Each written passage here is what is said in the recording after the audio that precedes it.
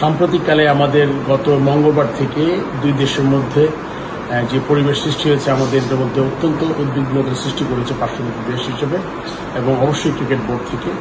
আপনি জানেন যে আমাদের দুইজন জাতীয় দলের খেলোয়াড় অলরেডি আছেন পাকিস্তানে, তারা একটা ফ্র্যাঞ্চাইজি টুর্নামেন্ট খেলছে। সেই টুর্নামেন্ট থেকে যখন আমরা প্রথম খবর পেয়েছি তখন ক্রিকেট বোর্ড ক্রিকেট অপারেশনস থেকে শাহরিয়ার নাফিস সর্বক্ষণিক যোগাযোগ করেছে। আমি আমার ব্যক্তিগত উদ্যোগে আমি পিএসএল এর সিইওর সাথে যোগাযোগ করেছি, ফোনে কথা বলেছি, আমি পিসিবি প্রেসিডেন্টকেও মেসেজ পাঠিয়েছি। সাম্প্রতিক সময়ে আমরা কনস্ট্যান্ট আমরা তাদের সাথে যোগাযোগের মধ্যে ছিলাম।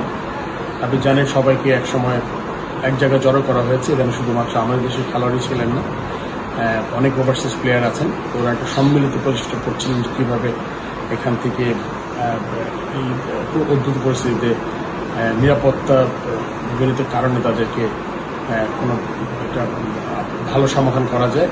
সেই প্রেক্ষিতে আমরা গতকাল মিটিং হয়েছে এবং মিটিংয়ের পরে ডিসিশন হয়েছে আজকে কোনো এক সময় একটা তারা চেষ্টা করবে যাতে সব খেলোয়াড়কে এখান থেকে নিরাপদ জায়গায় সরিয়ে নেওয়া যায়।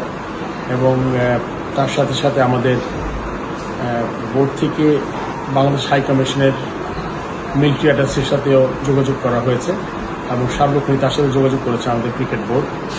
সব মিলিয়ে এবং তার সাথে আপনারা জানেন যে আমাদের এখানে দুজন ক্রীড়া সাংবাদিক আছেন, আমি দুজনের সাথে কথা বলেছি এবং আমি ওনাদের দুজনের নামই ক্রিকেট বোর্ড থেকে বলেছি।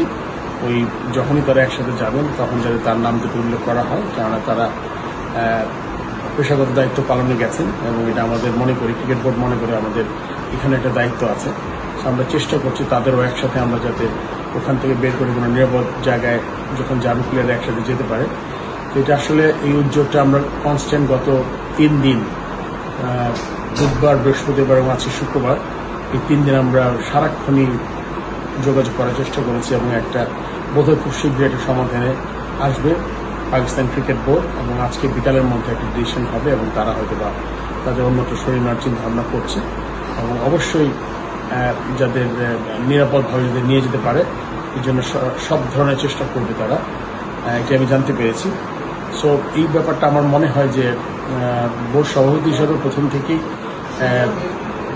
টপ প্রায়োরিটি দিয়েছি আমি। এই টপ প্রায়োরিটি দেওয়ার কারণেই আমি তাদের সাথে ব্যক্তিগতভাবে বোর্ড থেকে যোগাযোগ করেছি, ব্যক্তিগত আমিও উদ্যোগ নিয়েছি এবং আমি আশা করি এটার একটা সুন্দর সমাধান হবে এবং আমি আশা করব সবাই নিরাপদে থাকতে পারে। ধন্যবাদ।